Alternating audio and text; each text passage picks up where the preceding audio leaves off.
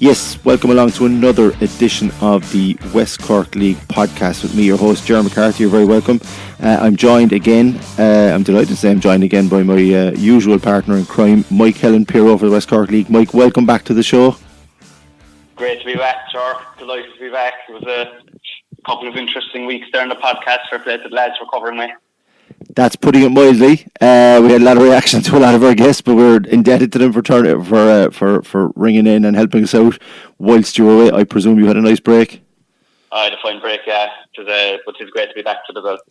Yes, and plenty to talk about this week. And let's get straight into it because I want to start this week with the Under-19s West Cork League. It's a new league for Under-19 age grade, and I've been covering it for the Southern Star over the past couple of weeks, trying to get a bit of promotion and get that going. And I was fortunate enough to cover Drina Rangers and Castleack's game this past weekend.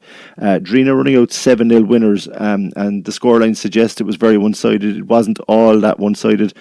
Rangers got a couple of goals in the first 15 minutes, a goal just before half-time to kill off any Castleack hopes of a comeback, and then a couple of late goals. And amongst those 7 goals was a hat-trick from Robbie McQueen, a player I know that you've seen playing in the senior team for Drina. And just when it seemed Drina might be wavering a little bit, Mike, not alone are they top of the Premier League now, but they're also top of the Under-19s. Yeah, and I suppose, look, that's the beauty of the Under-19 league now, you know, it gives a lot of younger players more time to play with their age group, and also to have another year of development before they hit the juniors. Yeah, like Robbie McQueen there, I've seen him play a couple of times now for Drina Rangers, and he's definitely one for the future. And look, a 7-0 win against Castleack is a very comprehensive win, but we can see like what Drina Rangers have over in Drina. Like they've got a conveyor belt of talent coming through here. Sean Cannon there with 2 and Mark Grace with 2. You know, it's great for Drina, but you have to give credit to Drina as a club too. Like, you know, that's it's great they always keep the interest there. And I think like with the Under-19 league is a bonus for them because it will give them another year to blood their players and to, you know, give competition to the likes of the Keith Jagos of this world, and it's massive for Drina and an unbelievable win for them. Yeah, it's 2 wins out of 2 for them, and the best possible start they could have asked for this year's Under-19 league. There was one other game played last weekend, and that was Riverside defeating Artfield 5-2. And amongst the Riverside goal scorers, a name we've seen popping up week after week, and that's Aaron O'Driscoll. Yeah, Aaron O'Driscoll, we keep talking about this fella, but look, yeah, that's the future for the West Cork League. These are the lads that are going to be taking over, you know. And Aaron Driscoll he's doing it in the junior scene, and there's no doubt he'll be doing it under 19 scene as well. But it's very bright for like the Riverside Drina. Anyone who is an under 19 team will have an advantage in the next year or so in the West Cork League Junior League, because these lads will have another year, as I said, being developed, and it's only going to be a positive for the clubs going forward. Yeah, and I'd say both to Artfield and to Castleack, even though they lost on both occasions and like heavy scorelines, that's not to say they're not going to be competitive. But when we look at the Under-19 league table, it is very early days. Drina top on maximum points, 10 goals for, none against. But there's a clutch of clubs there like Dunmanway, Bunratty, Toher and Riverside, only 3 points behind early doors. And then Artfield, Bear Rovers and Castleack also involved. I've already seen Toher and I've already seen Riverside, and both of those teams are going to give Drina trouble. Hopefully we'll get a good title battle out of that. And as you said, Mike, any kind of experienced players of under-19 can gain over these years will stand to them when it comes to the junior stages, when they move up into the first team. Another league that's just in the embryonic stages and has completed its first round of games is the West Cork League Lakehouse Beauty Rooms Women's Sevens. Fantastic to see the Ladies League back in action again, and I'm sure you and the committee, before we talk about the games, are delighted that there's 8 teams involved this year. Yeah, we're absolutely delighted. It's very important to promote women's soccer in the West Cork League. You know, it's as important as promoting any under-19s juniors or anything else. Like, and it's been great effort has gone in with the women's league. You know, if you look through at Alta, Dunmanway and Drina, people like Cathy Kniff from Mike Doolan, Claire Hurley from Dunmanway, Magella Sullivan from Kinmare and Helen Martin from Bear Rovers. The credit goes out to these lads for the organisation that's going on. It's great to have 8 teams playing. You know, we'd be hoping for more, but it's a great start. You know, it's a chance to get women's soccer back in West Cork, and we'd always be promoting and hoping that a lot of people will turn up on a Sunday in Bantry and in Dunmanway to support the ladies and drive it on a bit further, and hopefully the aim is to get more teams involved as we had in the past. Exactly, that's really the golden rule with all of this, to try and get as many women, ladies of all ages playing soccer if the West Cork League can at all. 4 games completed last weekend. Just some of the results as I go down through them here. Defending League and Cup champions Inter Kinmare 1-0. They managed to squeeze past Beara Women's. Tough test for them at the start. And Beara's other team defeated Bantry Bay Rovers 2-1. Dunmanway Town lost the derby 4-1 to Drina, and Drina's other team, Drina Rangers AFC Women's, had a big win over Ulta Celtic. If you want to just go down to some interesting names and some goal scorers in each of those games, Mike, that we're going to be hearing quite a lot about over the winter months, I would imagine. But that win for Inter Kinmare, very important for them to get off to a winning start, but it sounds like Beara pushed them all the way. Yeah, it does.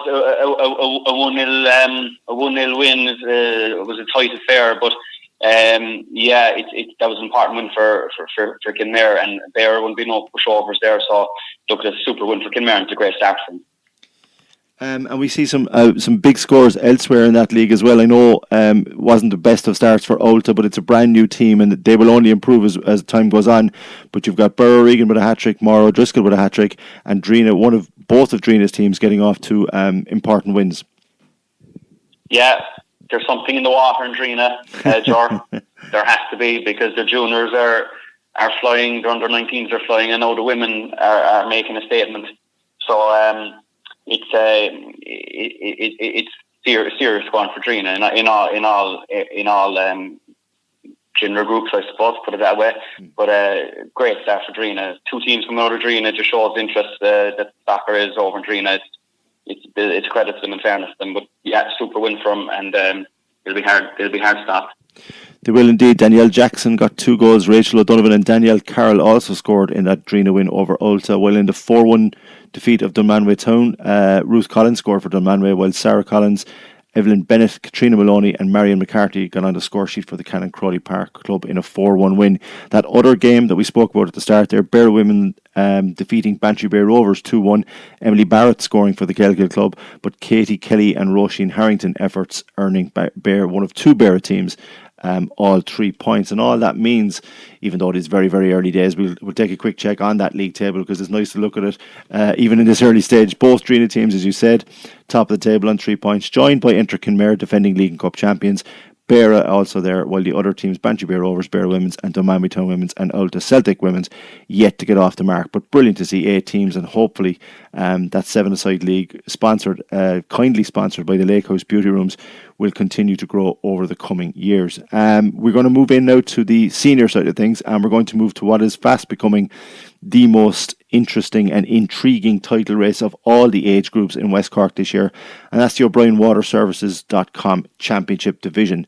It's been another weekend of goals galore, Mike, as you can see from the final, from the scores, but probably the most significant result up front is that the leaders, Spartak Musgrove, got over Baltimore on their home ground. Yeah, and that was going to be an interesting tie. I suppose Baltimore now have a lot of the Ireland Rovers players back, with Shawnee Donovan, Dan McCone, Conor Harrington. All these guys are very, very good soccer players. So that was a good test now for Spartak Musgrove, and they passed with the flying colours. So look, that was a tough game for Spartak, and I don't think there's any stopping Spartak now at this stage. I think they'll go up top of that league this year. They're strong. Even with all the Newstown boys back, they'll be a force in the Premier Division next year. They should have been a force last year, but I just think the GA took over. But they'll be back where they belong, I think. Yeah, hard to argue with that, really, when you consider the strength in depth that you mentioned there, which is vital for any team in the championship. And interestingly, just before the weekend, I put up a tweet saying, ahead of the next podcast, which is we're recording right now, I asked people who will win this season's O'Brien Water Services Championship. I was only able to give 4 options, but they were Spartak Musgrove, Riverside Athletic, Kilbrittain Rovers and another club. And amazingly, over 2,000 people looked at it and over 150 people voted on it. And Riverside Athletic got 11% of the vote as potential champions. Kilbrittain also got 11%. Another club which could include a lot of clubs we'll be speaking about shortly, including Mizzen, Baltimore and a few others, and Celan, got 30% of the vote. But unsurprisingly, and backing up just what you were saying, Spartak Moscow got 48% of the vote. So they're the favourites, they're at the top of the table. Do they have the strength and depth to keep going though, Mike? 100% they do, yeah. Spartak are enjoying their soccer at the moment, and there's fierce interest over there. And they've done very well now, because Newston were in GA for a long time, and they kept winning even without their main players. So with all those players back, GA is off season. The interest is going to continue there. And look, they want to be in the Premier Division. I'm sure they will be next season, and 100% they'll keep the momentum going. I can't see anyone stopping them. But that's not putting the pressure on Spartak or anything. But I just can't see anyone stopping them at the moment. That is a small bit. That's what comes with being top of the table, as you know yourself. Yeah, of course. Yeah. Interestingly, Riverside Athletic weren't in action, and that offered Kilbrittain Rovers an opportunity to close the gap on the leaders. Kilbrittain were lying in third heading into the bank holiday weekend, but Kilbrittain travelled to the Baltimore Road and suffered a surprise 3-1 loss to Skibbereen. Now, it's a fantastic result for Skibbereen, but how big a setback is that for Kilbrittain, Mike? It's a big setback. It's a big setback. They would have went a point behind Spartak, but they would have an extra game played. But that would have kept the pressure on Spartak, They're only 2 points behind Riverside, I know, but they really had to win away to Skibbereen. Now, on the Skibbereen side of things, that's a huge win, and it is a surprise win. But on any given day, Skibbereen can beat any team. They're hot and cold, but they've got a mixture of good young players and experienced players in Skib, and we see there Jamie Horan. He's another young fella. I spoke about him before. He got on the score sheet again. It's a huge win for Skibbereen, because that brings them, I think, it's only a point away from the 6th spot. That's right. And after having a very poor start, but it's a brilliant win for Skibbereen, which Skibbereen are dangerous enough on any given day, but for Kilbrittain to really, keep the pressure on Spartak, it's a huge, it's a big loss for them. Mizzen, they've allowed Mizzen now to kind of, give Mizzen a bit of a breathing space and come at him. But look, let's see what happens in the next couple of weeks. Yes, because it's getting very crowded. We'll take a quick check on the table in a minute. That the middle of that O'Brien Water Services Championship table is getting very crowded. A lot of teams trying to jostling for position to get into the top 6. But on the day, John O'Donovan, Niall McCarthy, Jamie Horan goals, earning Skibbereen all 3 points. John Duggan replying for Kilbrittain Rovers. And we just forgot to mention that in the Spartak Musgrove game, Dan McKeown scored twice for the Crabs, but Darren Heffernan's brace, Josh O'Donovan and Jack Mead efforts earned Spartak all 3 points and keeps them top of the table. You mentioned Mizzen AFC, and probably the most important game last weekend in the championship saw Mizzen go to Ballyvourney. We spoke about it with Don Hurley in the previous episode.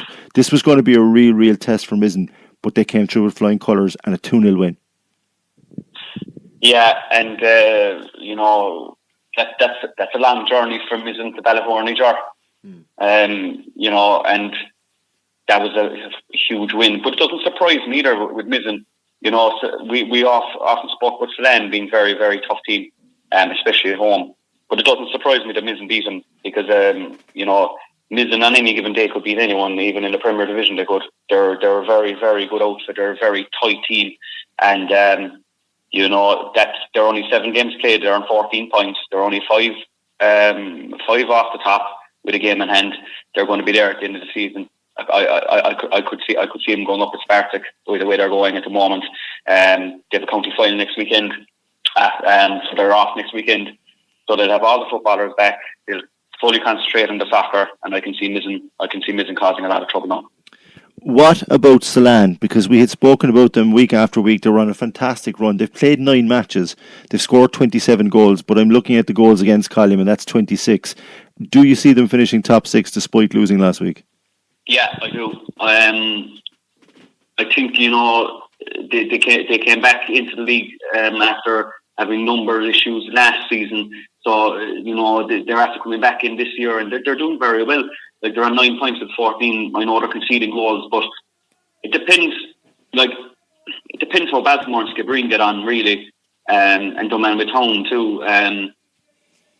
I can see them finishing in top 6. I think they're a tough enough team to be beating, and they will take more points off the big teams, I feel. But then again, it depends on how Baltimore, like Baltimore and Skibbereen after picking up another win against Kilbrittain, and Baltimore will cause trouble as well. So look, it's tight, but I think Salan will finish top 6, alright.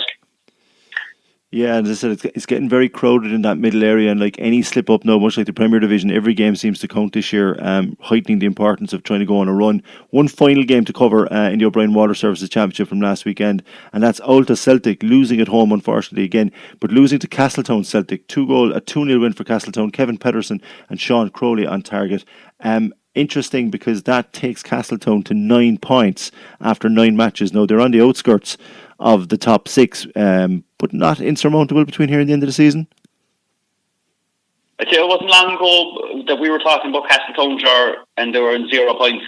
They were bottom of the league, and we said once they start picking up any sort of points at all, they'll tick away, And we're seeing it now. It's interesting, like 9 points, and they're only 2 points away from the 6th position. So, even if they do get in top 6, the bottom 6 teams, it's going to be even competitive in the bottom 6. It's an unbelievable league. Like, I don't know. Can they push the top 6? I'm not too sure if they can.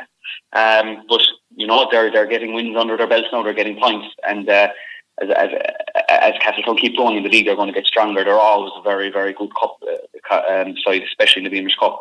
So let's see what happens. But it's getting very, very congested in the middle of the table, is right.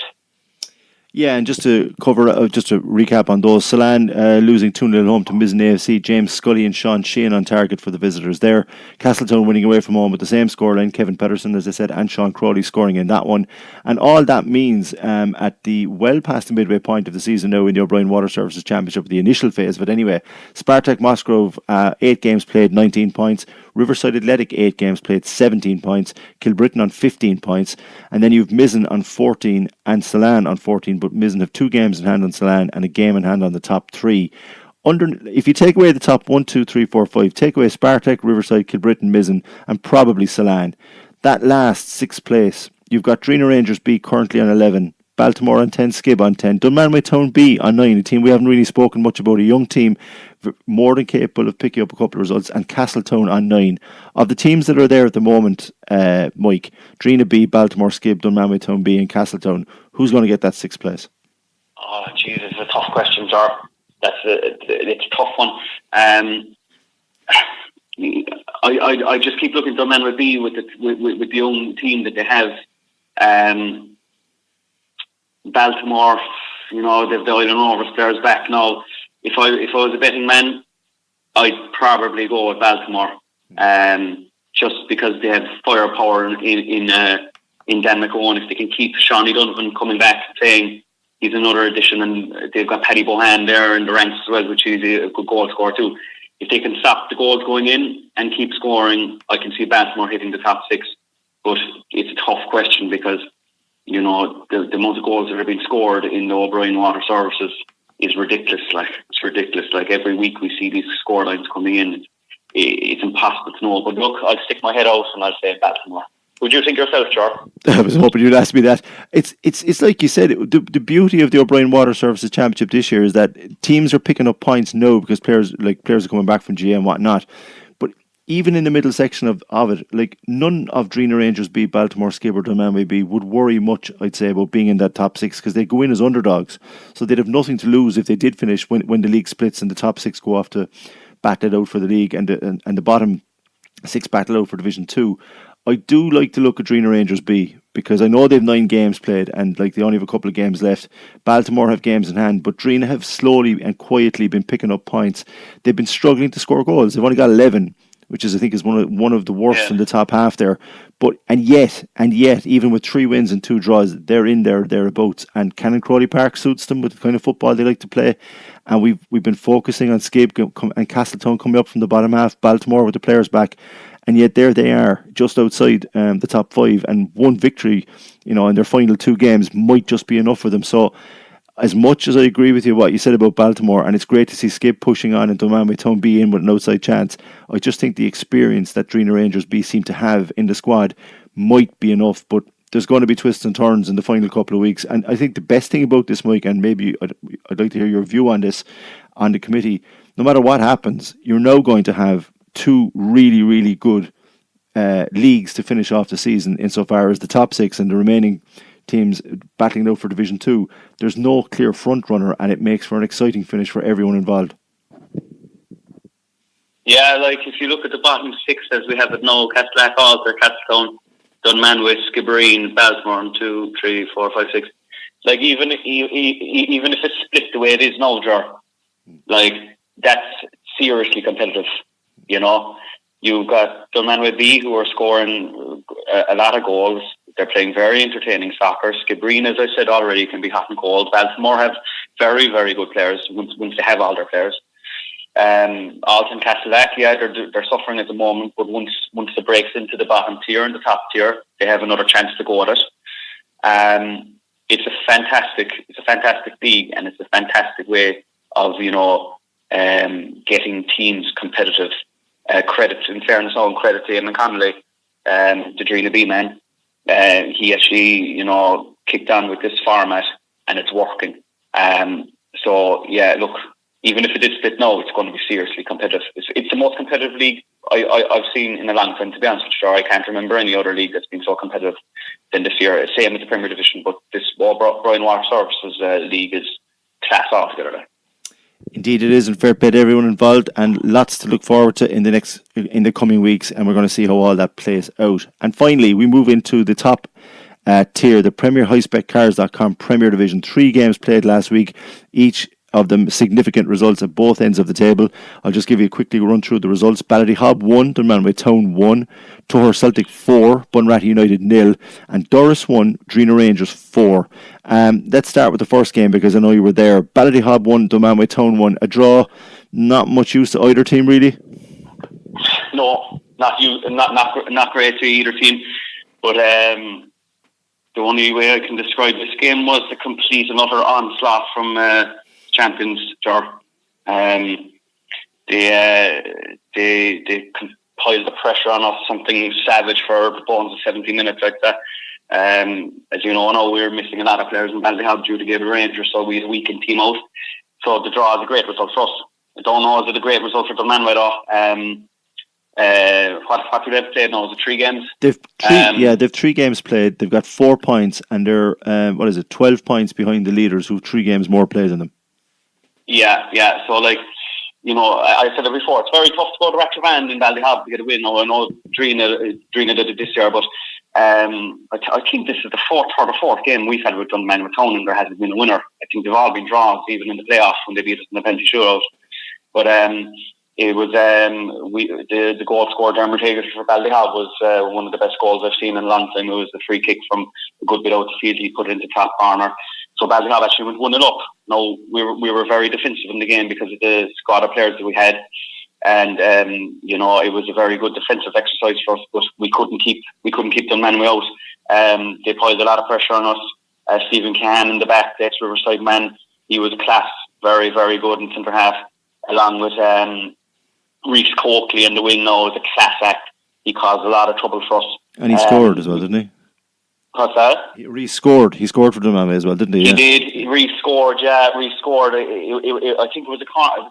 It was a corner for Dunmanway, and the Ballydehob defence didn't deal with it, so it was like a kind of a scramble in the box. But yeah, he put it in. It was a good finish, and Cathal Daly was up front as well. And Cathal Daly is the serious there. He's a serious future ahead of him. But the Dunmanway team was driven there by Barry O'Donovan there in the middle. Very very good player. Drives down the Dunmanway boys. But how we came over the draw in Ballydehob, I don't know. But we'll take it. So that's about it. Yeah, I suppose. Look, it doesn't help either of you, but you're still in the hunt, and you're in the hunt behind the league leaders, because just like clockwork, I spent a half an hour last week listening to Don Hurley playing down Drina's chances, as any good manager would do.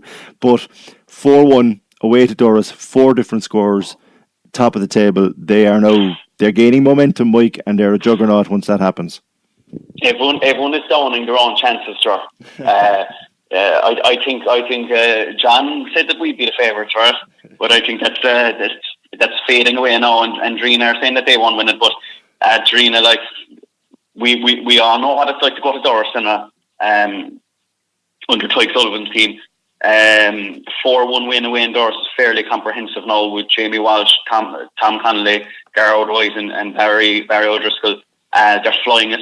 They're flying it at the moment. There doesn't seem to be any weak link in the Drina team at the moment. We have to remember they went to Tor Celtic, got a victory there. Went to Ballyhob, got a victory. Went away to Doris.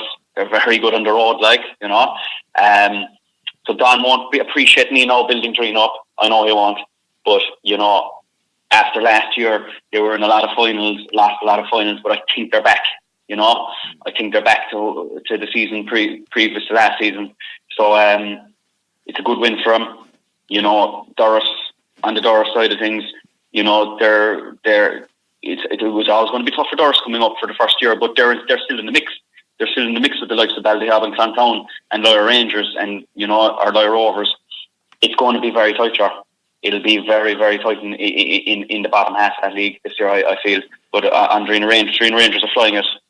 Who can stop them personally? I think, they have to play Dunmanway twice. I think Clontown have to go to them, do they? Or is that they go to Clontown?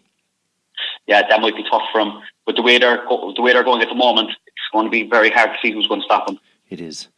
Yes, it is. But and look, they're somebody. And don't forget, you picked them as well. Yes, thank you for bringing that up because I got a bit of grief at the time, especially from Drina. But I just looked at what I saw last year, and again, the one thing that they were going to have this year without any trophies was hunger, and I can see that now that they took their time to get going, and Don admitted that it was you've got new players that they need to start integrating new players because it's pretty much the same panel that's been there for quite a while. They admit that themselves. But when you've 19 players togged out like they had last week, 19, as well as the Drina Rangers B team out on some other pitch, it just shows you the strength in depth. One other thing I wanted to mention about that: Jamie Walsh, Tomas Connolly, Gerard White, Barry O'Driscoll H on the score sheet for Drina. Conrad Valchek replied for Doris. One other significant result from last week was Tor Celtic beating Bunratty United 4-0. Now, Bunratty are struggling. They've lost all their games. They're a young team. It looks like they're going to be relegated at the moment.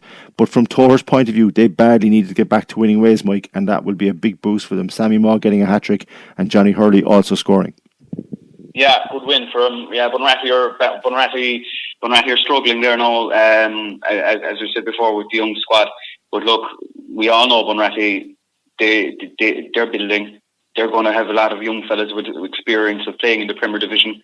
If they go down, which looks like they might go down this year, they're going to be in a very competitive league next year as well, where they're going to keep blooding their players and getting their players used to junior soccer. Now they have an under-19 team as well, don't forget. So the future's bright for Bunratty. I'd never worry about Bunratty, and they've been one of the most successful teams in the West Cork League history. Yes, and it's disappointing to see them there, but it's just the realities of when you're going through a cycle, a new cycle, and getting a new team together. But as you said, you expect them to come back. So just a quick check before we finish up on the PremierHighSpecCars.com Premier Division League table following last weekend's action. Drina Rangers, top of the table, 6 games played, 16 points. Second place are Clonakilty Town, 13 points with 7 games played, 2 points further behind are Ballyhob. Then Doris on 10 points, but they've 8 games played. In the bottom half of the table, Tor into mid-table on 9 points, Lyre Rovers on 7 points, Dunmanway Town with 4 points, but they've only played 3 times, and Bunratty still awaiting their first point of a difficult season.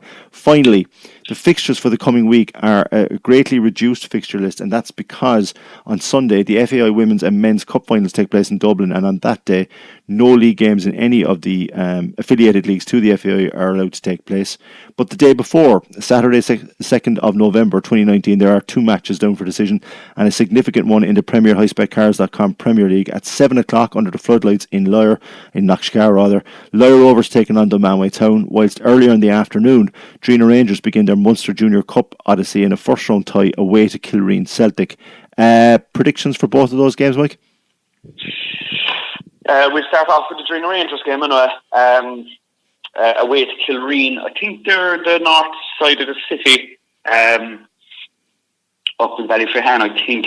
Might be wrong on that one now. But yeah, I'll check to see how their form is. They're not doing great at the moment. I think they've lost 5 in the Munster Junior League 2. And I think they lost at the weekend as well, 3-1 to Mallow, and previously they lost as well to Passage, where I think Dunmanway played. They lost 4-1. So their form isn't great, and they're coming up against the West Cork team, which form is very good, right? So I think Drina Rangers will beat them. I think they'll beat them comfortably enough. I just think they have the momentum behind them. On the Loyer and Dunmanway side, going to be very interesting in Loyer under lights. Loyer are coming strong now. They're picking up points. They're proving to be a tough team. I know all about Loyer when we played them over in Loyer under the lights ourselves. They made life very, very, very tough for us. But can the likes of Loyer hold out? Buckley up front with Cathal Daly and Reece Coakley and all these lads they're super players. Like, can they hold them out in a good pitch? I don't know. Look, I think Dunman will beat them. I think Dunman will beat them probably. I'll say 3-1. Well, okay, that's very specific, but thanks very much for that, Mike. I wasn't expecting that. Listen, once again, we've come to the end of another podcast. Thanks again for your time. Before we go, a reminder that if you like what you're listening to and you'd like to hear more, go to youtube.com and search for West Cork League and hit the subscribe button. And that way, anytime a new episode drops, you will be notified on your smart device or computer. If you're following the West Cork League, you can do so online on the westcorkleague.com. We get all the fixtures, league tables and results. On Facebook, search for West Cork League, and on Twitter at West Cork League. You can also follow the West Cork League regularly every week in print in both the Echo and the Southern Star. A short weekend coming up next weekend with 2 games, but we will have a podcast on the Monday night and we'll be talking about a lot of different subjects. Watch out as well for my own Twitter feed at Ger McCarthy 74. I'll be putting up another poll in the coming days. But until then, it's a big thank you to you, Mike. Fair play, George. Thanks a million. And a big thank you to you, all the listeners out there who are continuing to listen, and as we each passing week raising the numbers. Thanks for listening and all your kind words, and we'll talk to you all again next week.